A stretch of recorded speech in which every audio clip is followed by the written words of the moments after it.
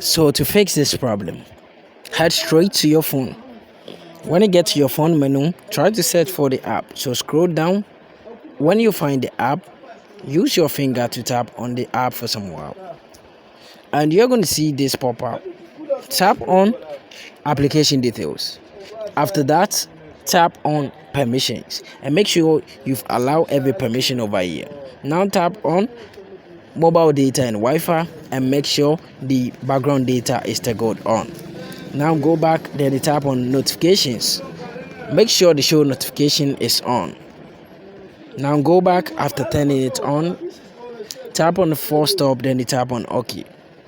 Now tap on storage and cache, then you tap on the clear cache. After clearing the cache, what you have to do is to restart your device. But before you restart your device, please go to Play Store and update your app.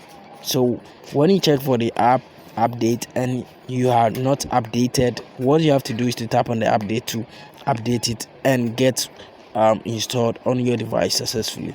So after updating it, tap on the power button for some while, and now reboot your device or restart your device. If you can't find this, then turn your phone off and also turn it on again.